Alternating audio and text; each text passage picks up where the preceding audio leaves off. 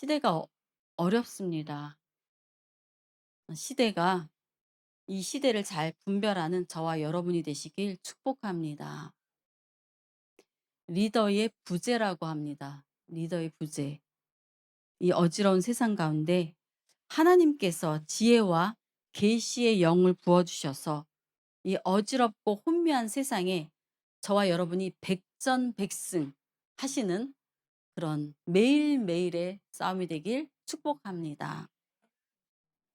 말씀을 시작하기 전에 먼저 여러분에게 이렇게 질문하겠습니다. 여러분은 하나님의 사람입니까? 맞습니까? 아멘. 여러분은 하나님의 사람들입니다. 그러지 않고서는 이 자리에 나올 수가 없습니다. 하나님의 부르심에 반응하셔서 응답하셔서 이 자리에 나오심을 믿으시기 바랍니다. 저와 여러분이 하나님의 사람이라면 이 세상을 살아갈 때 반드시 '내가 누구인가.' 정체감을 가지고 살아가시길. 그러지 않으면 이 세상의 물결에 떠밀려서 내가 누구인지 나의 존재를 잃어버리고 그냥 세상 따라가게 돼 있는 거예요. '나는 누구다? 하나님의 사람이다.' 아멘. 대답이 없으세요. 여러분 이 세상은 보이는 세계와 보이지 않는 세계로 나뉘어져 있습니다. 보이는 세계를 물질 세계, 보이지 않는 세계, 영적 세계라고 말합니다. 왜 나뉘어져 있느냐? 저와 여러분이 보는 이 세계, 물질 세계는 누가 붙잡고 있느냐? 공중 권세 잡은 자가 붙잡고 있는 거예요. 그런데 이 세상이 다가 아니라 보이지 않는 세상이 있는 거예요. 하나님이 통치하시는 하나님의 나라, 그것을 영적 세계라고 합니다. 하나님의 사람은 이 두 세계를 보는 영안이 있고요. 아멘. 지금은 영적 전쟁 중이다라는 것을 깨닫게 됩니다. 사람들이요, 보이지 않는 세계를 알아요. 모르는 게 아니에요. 가상현실 세계라고 하죠. 가상세계, 사이버 세계. 우리 전화, 무선 전화 받잖아요. 핸드폰. LTE, 5G, 뭐 4G. 이게 보이지 않는 가상 세계인 거예요. 선으로 이어져 있지 않지만 전화할 수 있는 거예요. NFT, 명품을 사서 보이지 않는데 내 재산이 가상 세계에 저장돼 있는 거예요. 비트코인, 메타버스, 아바타, 제페토 아세요? 제페토? 나의 아바타. 그런 가상 세계는 잘 알고 있는데 영적 세계라고 말하면 안 받아들이는 거예요. 왜 그럴까요? 세상의 눈이 어두운 거예요. 그 사람들의 정신을 혼미하게 만들어 버린 거예요. 그래서 저와 여러분이 영적인 눈을 떠야 하는 것입니다. 영적인 눈을 뜨게 해 달라고 기도해야 하는 것입니다. 2000년 전에 사도 바울도 에베소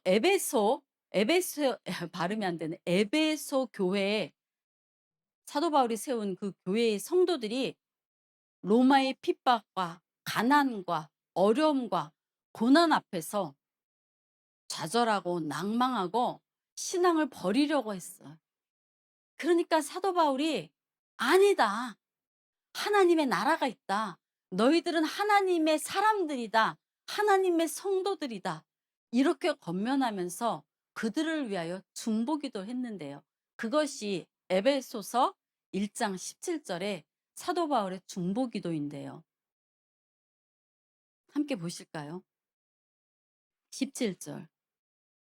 우리 주 예수 그리스도의 하나님 영광의 아버지께서 아버지께서 지혜와 계시의 영을 너희에게 주사 하나님을 알게 하시고 너희 마음의 눈을 밝히사 그의 부르심의 소망이 무엇이며 성도 안에서 그의 영광의 기업의 풍성함이 무엇이며 그의 힘의 위력으로 역사하심을 따라 믿는 우리에게 베푸신 그 하나님의 크신, 지극히 크신 능력이 어떠하심을 너희로 알게 하시기를 구하노라. 이렇게 중보기도 하셨는데 이 기도가 제가 여러분을 향한 정말 매일매일의 중보기도임을 여러분 알아주시기 바랍니다. 저와 여러분이 하나님의 사람들이라면 우리는 한 세상만 사는 것이 아니라 보이는 세계, 보이지 않는 영적 세계, 이 두 세상을 넘나들면서 누리고 있다는 것을 아셔야 합니다. 누구와 누구와의 전쟁이라고요? 영적 전쟁이? 누구와 누구와의 전쟁이 지금 벌어져 있습니까? 러시아와 우크라이나의 전쟁입니까? 이거는 물질에서 보이는 전쟁이에요. 영적 전쟁은 저와 여러분이 싸우지 않는 것 같지만 매일매일이 전쟁을 하고 있는 거예요.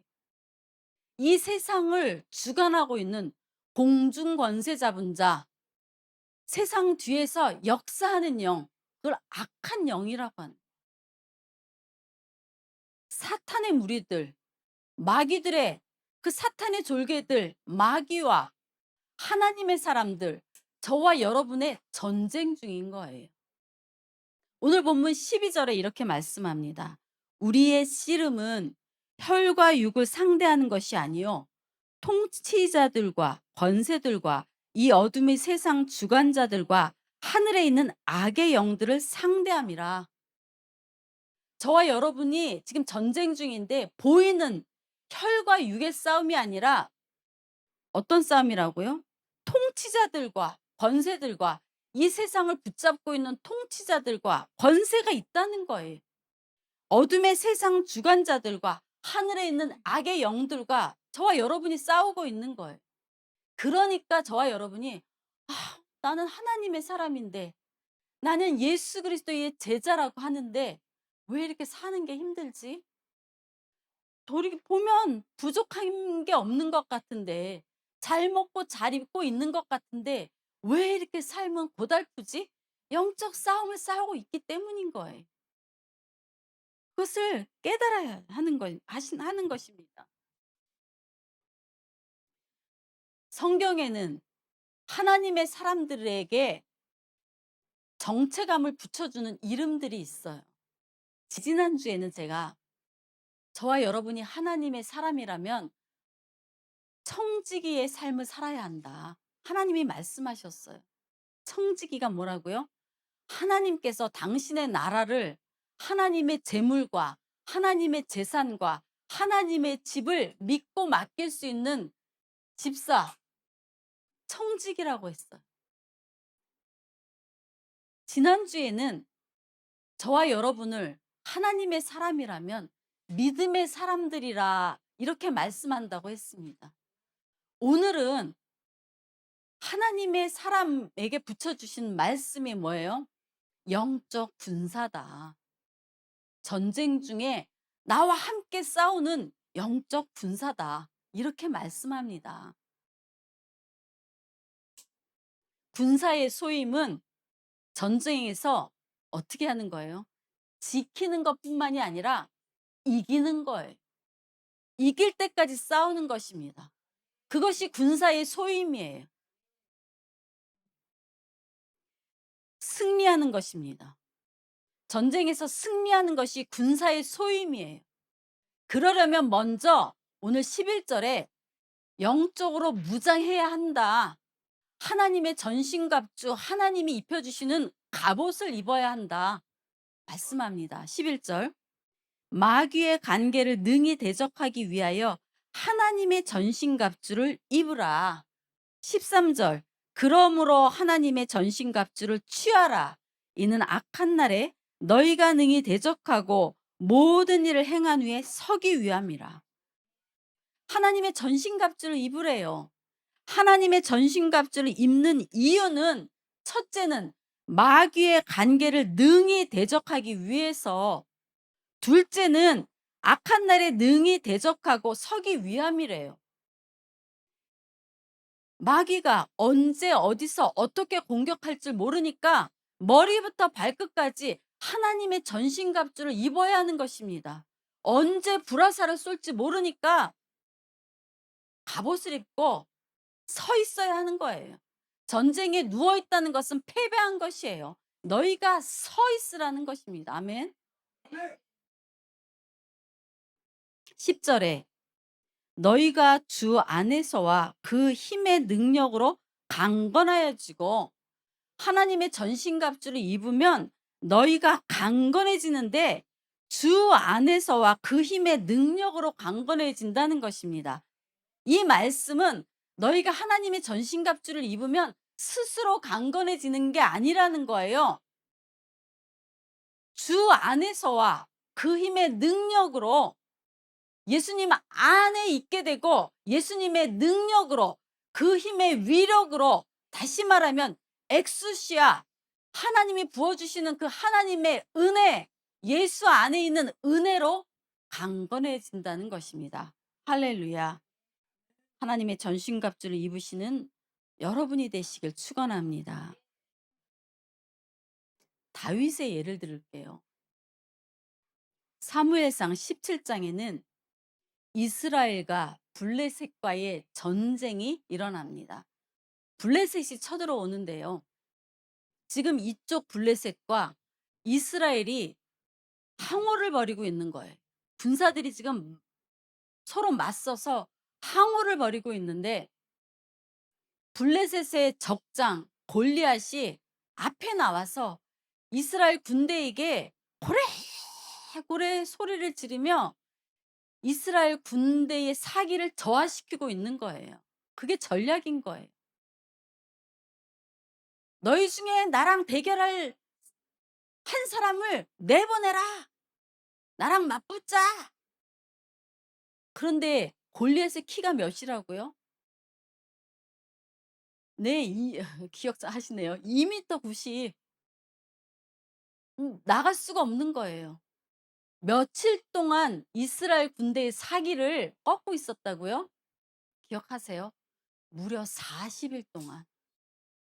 40일 동안 고래고래 아침에 눈만 뜨면 나와서 저녁에 해질 때까지 너희 하나님이 먹이시며 입히신다며, 너희가 하나님의 백성이라며, 그러면 나와 봐라. 맞짱을 떠 봐라. 하나님이 살리실 거 아니냐? 너희 하나님이 주무시느냐? 좋으시냐? 하나님이 도망갔느냐? 블레셋이 누구냐? 이 세상을 점령한 세상에 가장 강한 군대다. 너희 하나님으로도 안 된다. 이러면서 이스라엘의 사기를 계속 누르고 있는 거예요. 그런데 그때 누가 와요? 여러분? 다윗.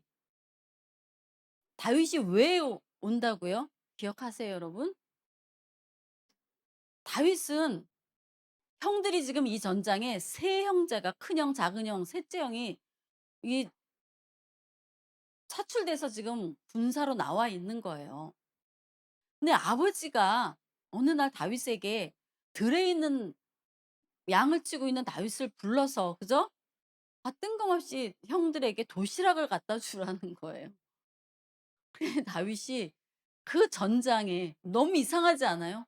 저는 어렸을 때 이 성경을 정말 많이 읽었거든요. 아니 왜 뜬금없이 전쟁에 나가 있는, 거기 군사 음식 있잖아요, 군용미. 근데 형들에게 치즈를 와 떡을 갖다 주라는 거예요. 그리고 나눠 먹게 하라는 거예요. 여러분, 여기에는 놀라운 비밀이 있어요. 40 일이라니까요. 40이 뭐예요? 40. 성경에는 40의 숫자가 굉장히 많이 나옵니다. 이 40을 완전수라고 하는 거예요. 하나님의 수. 괜히 여기에 40일 동안 골리앗이 이스라엘 군대의 사기를 꺾고 있었다라고 기록되어 있는 게 아니에요. 40 이라고 얘기하는 것은 하나님이 일하시는 그때를 말하는 거예요. 하나님이 역사하시는 그때. 40일 동안 골리앗이 고래고래 소리 지르면서 누구를 기다린 거예요? 다윗이 올 때를 기다린 거예요. 골리앗은 몰랐죠. 사울 왕도 누군가가 군사 중에 한 사람이라 나가서 맞짱을 떠주면 좋겠는데 안 나가는 거예요. 그런데 하나님이 저기 들판에 있는 다윗을 불러다가 집에 가서 뭘 타고 갔겠어요? 걸어간 거예요. 집에 가서 걸어가서 치즈와 떡덩이 형들에게 먹일 음식을 보따리 보따리 싸서 이 전장에 나오기까지 며칠이 걸렸냐? 40 일이 걸린 거예요. 그리고 다윗이 소리를 듣는 거예요.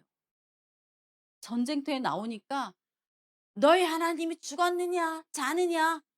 다윗은 막 화가 나는 거예요. 아니 이런 소리를 듣고 아무도 안 나가네. 그러니까 다윗은 어떻게 해요? "저를 내보내 주세요. 저를 내보내 주세요." 어떻게 이런 소리를 듣고 가만히 있습니까? 저를 내보내 달라고 막 난리를 치는 거예요.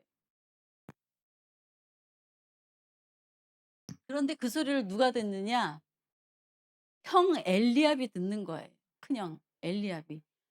어디서 막 소란이 나서 들어보니까 자기 동생 다윗의 목소리인 거예요. 그래서 형이 뒤돌아보니까 다윗에게 와서 "너 누구냐? 네가 왜 여기 와 있느냐? 너 지금 들에서 아버지의 양떼를 쳐야 되는데 네가 왜 여기 와 있느냐? 너 전쟁을 구경하러 왔구나. 내가 이럴 줄 알았다. 너는 원래 교만하고 너는 마음이 완악한 자야.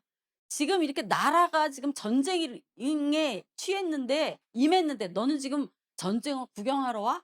이러면서 다윗을 알지도 못하고 막 모략을 하고 윽박지르는 거예요.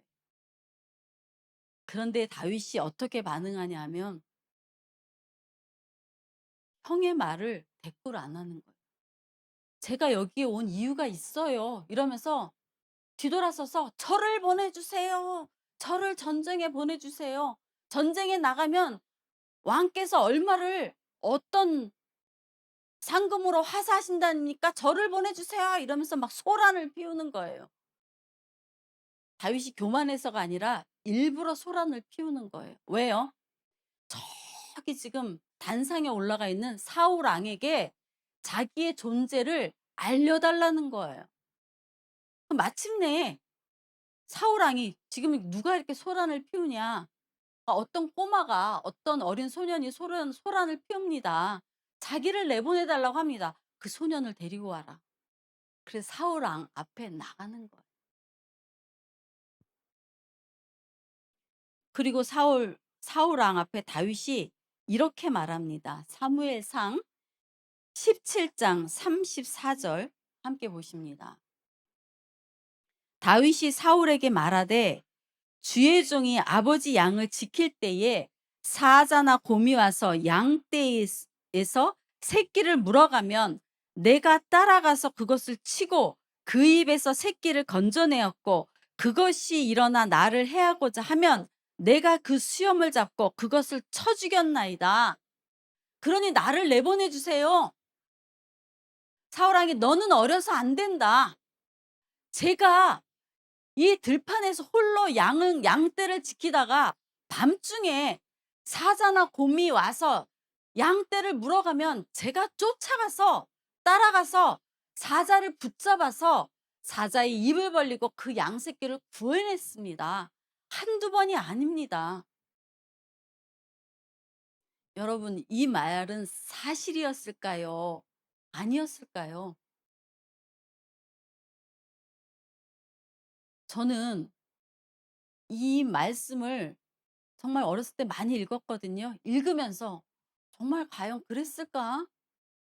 아니 다윗이 어린 소년이라고 하는데 정말 막 양새끼를 물고 막 달아나는 그 사자를 막 냅다 쫓아가서 사자를 덥석 잡아 갖고 사자 입을 벌려서 어린 양을 구해냈을까? 믿어지지가 않았어요.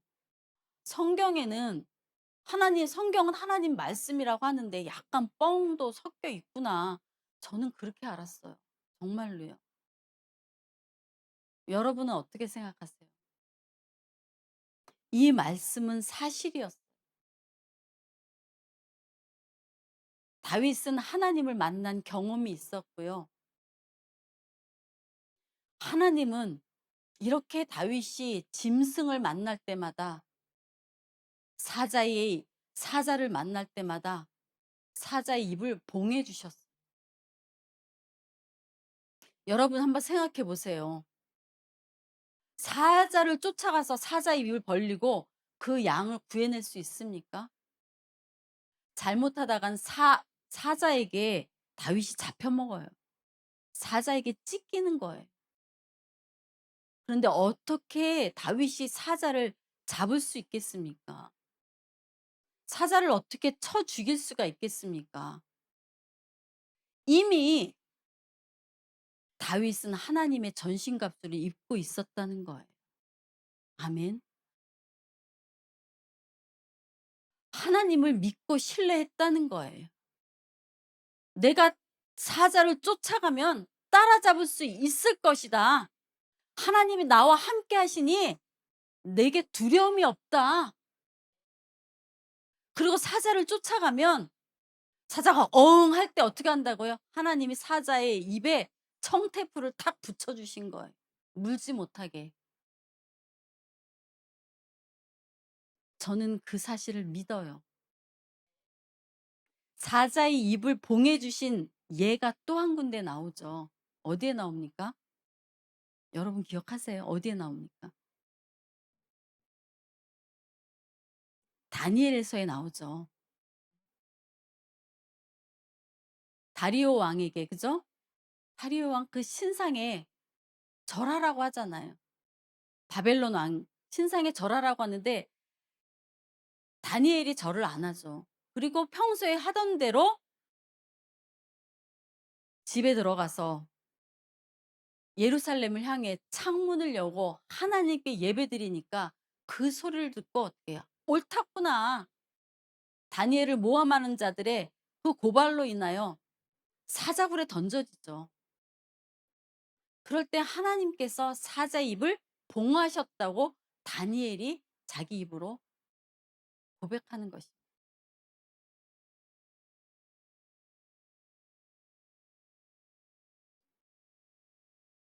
다윗은 정말 이렇게 하나님의 은혜를 경험했던 것입니다. 하나님이 도와주셔서 이 모든 환란에서 이겨낼 수 있었다고, 죽음의 위기에서 살 수 있었다고 고백하는 것입니다. 37절에 이렇게 말씀합니다. 또 다윗이 이르되 여호와께서 나를 사자의 발톱과 곰의 발톱에서 건져내셨은즉 나를 이 블레셋 사람의 손에서도 건져내시리이다. 다윗이 이미 하나님의 전신갑주를 입고 있었다니까요. 10절 주 안에서와 그 힘의 능력으로 강건하여지고 우리도 매사에 하나님의 도우심을 인정해야 하는 것입니다. 하나님은 하나님의 권능을 입으로 시인하고 간증하는 자를 축복하십니다. 그다음 하나님의 전신갑주 입는 것을 구체적으로 소개하고 있는데요. 에베소서 6장 14절 함께 보십니다. 그런즉 서서 진리로 너희 허리띠를 띠고 의의 호심경을 붙이고 평안의 복음이 준비한 것으로 신을 신고 모든 것 위에 믿음의 방패를 가지고 이로써 능히 악한 자의 모든 불화살을 소멸하고 구원의 투구와 성령의 검 곧 하나님의 말씀을 가지라.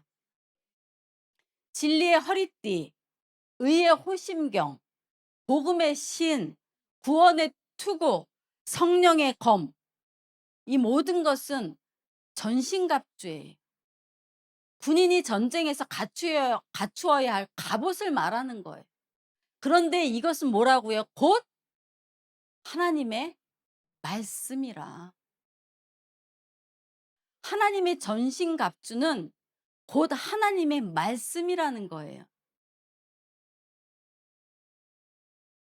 결국 이 악한 세상과 마귀의 관계는 하나님의 말씀으로 물리치는 것입니다.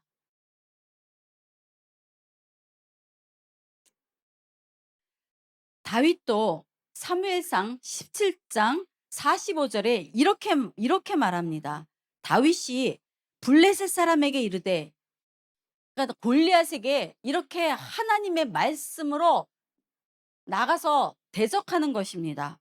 너는 칼과 창과 단창으로 내게 나아오거니와 나는 만군의 여호와의 이름 곧 내가 모욕하는 이스라엘 군대의 하나님의 이름으로 내게 나아가느라. 사랑하는 여러분, 말씀이 능력이고 말씀이 무기예요. 하나님의 이름이 무기예요. 저와 여러분은 말씀으로 무장하라 하나님께서 명령하시는 것입니다. 이 악한 날에 능히 대적하기 위하여 하나님의 전신갑주를 입는 것은 하나님의 말씀으로 무장하라는 것입니다. 또 한 가지, 이 전신갑주에 진리, 의, 복음, 구원, 성령, 이것들이 의미하는 것이 무엇일까요? 진리가 무엇이냐? 진리는 바로 예수님이세요. 진리, 진리의 허리띠, 의, 의의 호심경, 복음의 신의 복음, 구원, 성령의 검, 이 모든 것들은 예수님을 상징하는 것입니다. 다시 말하면 하나님의 전신갑주를 입는다는 그 말씀의 의미는 예수 그리스도로 옷 입는다는 것입니다. 영적 군사는 예수님을 입는다는 것이고 예수님을 입은 사람을 영적 군사라고 하는 것입니다. 결론을 맺으려 합니다. 지금은 영적 블레셋과 한바탕 전쟁 중입니다. 저와 여러분, 영적 전쟁의 싸움에 나온 그리스도의 군사들입니다. 골리앗이 우리 눈앞에서 조롱하고 있어요. 이길 자신 있습니까? 너희 하나님이 어디 계시느냐? 너희가 예수의 제자라며. 이렇게 세상이 엄포를 놓는데 여러분은 이 세상을 이길 자신이 있습니까? 자신이 없으세요?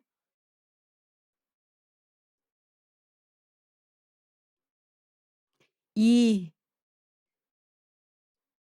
영적 전쟁의 시대에 승리하려면 그리스도로 옷 입으셔야 합니다. 하나님의 전신갑주를 입은 군사가 돼야 하는 것입니다. 전쟁에 나갈 때, 싸움에 나갈 때 옆에서는 너 누구냐? 너 막내 동생 다윗이 아니냐? 너 지금 아버지 양을 치고 있어야 되는데 네가 왜 여기 와 있어? 네가 무슨 군사야? 네가 무슨 예수의 제자야? 나는 너를 알아. 네가 얼마나 교만한지 알아. 너의 마음의 완악함을 알아. 영적인 엘리압들이 있어요. 그 영적 엘리압에 다윗이 어떻게 반응했다고요? 내가 여기서 싸울 이유가 있어요. 그리고 맞서지 않는 거예요. 싸움을 향해 적진을 바라보는 거예요. 영적 군사는 그런 거예요. 누군가가 공격을 할 때 너는 교만해. 네가 무슨 군사야. 네가 얼마나 약한지, 네가 과거에 어떤 짓을 했는지 내가 알아. 이러면서 싸움에 전의를 상실하게 만들 때 듣지 않는 거예요. 하나님의 말씀만 듣는 거예요. 이런 영적 엘리압의 말에 귀를 닫으셔야 돼. 그거를 일일이 상대하면 힘이 빠지는 거예요. 다윗은 귀를 닫았어요. 형이 무시하는 것을 귀를 닫고서 사울왕을 향하여 저를 내보내 주세요. 저를 내보내 주세요. 쓸데없는 것에 힘을 빼지 않았다는 것입니다. 그리스도로 옷 입어야 합니다. 하나님의 전신갑주로 무장해야 승리할 수 있습니다. 다윗이 골리앗에게 뭐라고 대응했는지 여러분 기억하셔야 합니다.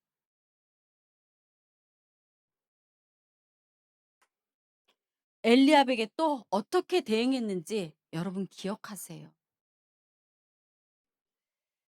사랑하는 여러분, 오늘도 하나님은 이런 영적 군사를 찾고 계십니다.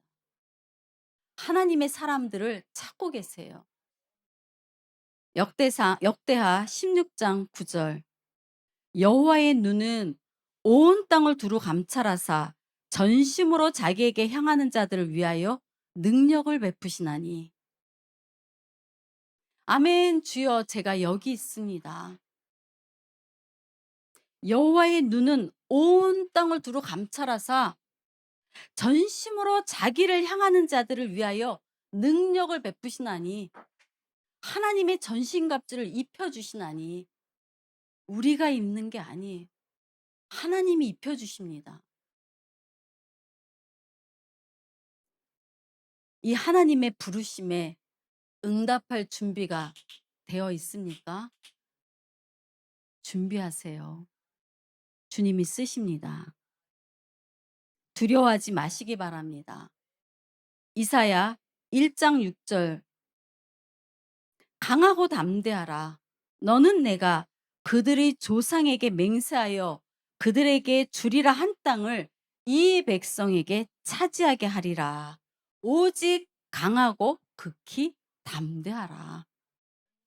이 말씀을 믿음으로 받아서 하나님이 이 마지막 시대에 귀히 쓰시고자 하시는 영적 군사, 그리스도로 옷 입은 하나님의 군대가 되시길 주님의 이름으로 기도드립니다. 아멘.